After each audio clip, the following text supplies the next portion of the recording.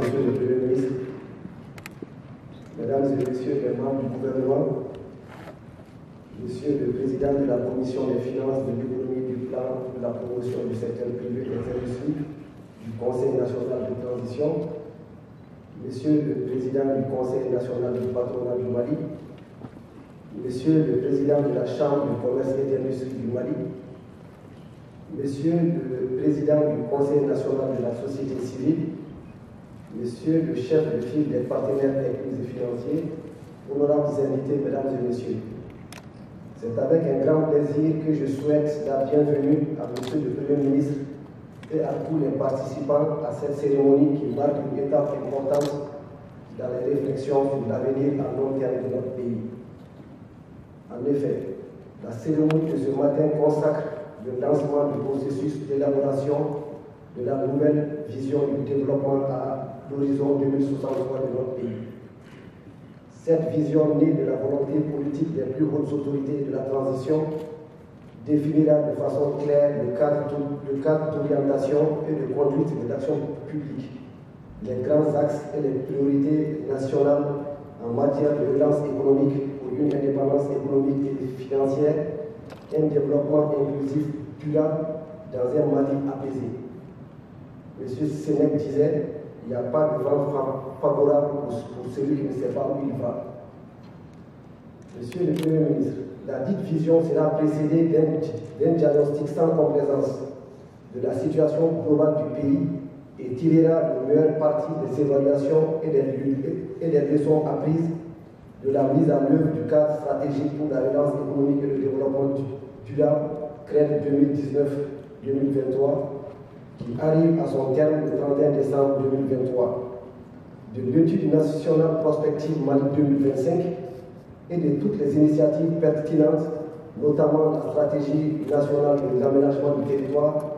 et les multiples stratégies sectorielles susceptibles de contribuer à nos réflexions. Mesdames et Messieurs, les autorités de la transition, en faisant le choix d'inscrire la mise en œuvre des recommandations des Assises nationales de la refondation qui prévoit une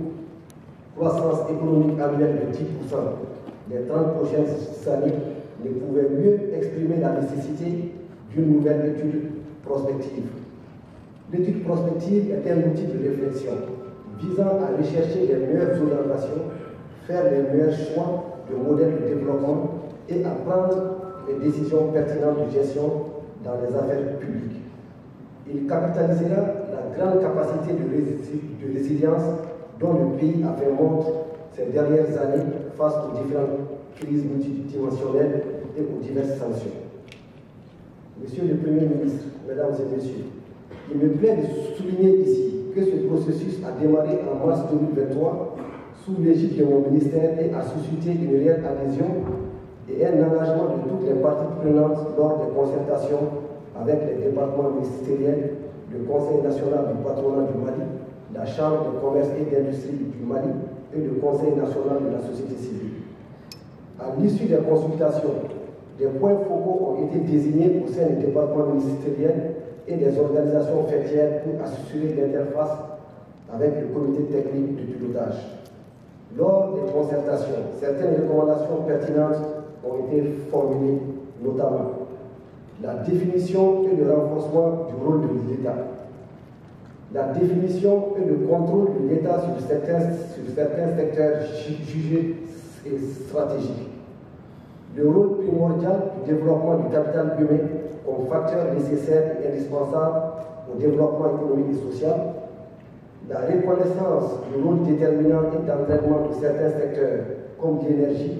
les infrastructures, les chaînes de valeur agricoles, les nouvelles technologies de l'information. L'amélioration du processus de décentralisation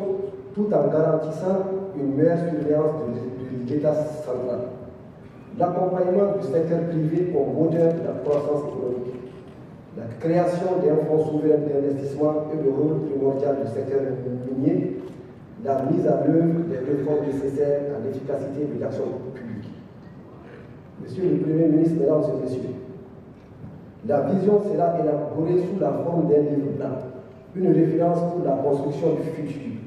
Elle couvre une période de 40 ans déclinée par phase décennale 2024-2033, 2034-2043, 2044-2053 et 2054-2063. Rappelons que l'horizon 2063 est en lien avec le cadre stratégique pour la transformation socio-économique en Afrique ou Agenda 2063 de l'Union africaine. Par exemple, la première décennie pourra avoir comme objectif global la refondation de l'État, la diversification et la transformation structurelle de l'économie. Un important fonds cartographique et un atlas économique seront préparés par l'Institut géographique national IGN à l'effet de documenter l'état de réalisation au début et à la fin de chaque phase, carte sectorielle, carte régionale et une carte globale. Pour favoriser une grande participation, une meilleure appropriation et un changement social, une stratégie de communication sera élaborée et mise en œuvre par l'Agence nationale de la communication et du développement ANCD. Le comité de pilotage vient de réaliser un atelier de cadrage méthodologique et a préparé certains livrables dont la norme conceptuelle, le diagnostic stratégique, le rapport sur les projets structurants, la synthèse des diagnostics et des éléments de vision des départements ministériels. Il nous plaît de souligner ici la disponibilité des résultats du 5e recensement général de la population et de l'habitat et du recensement général des unités économiques qui permettront de mettre à jour les données statistiques nécessaires pour l'élaboration de la vision de la stratégie nationale du développement et de toutes les politiques publiques à venir. Qu'il me soit permis de féliciter les équipes membres du comité de pilotage et du comité technique pour tous les efforts consentis depuis le début du processus. Je voudrais les exhorter à redoubler d'efforts pour conduire dans les délais impartis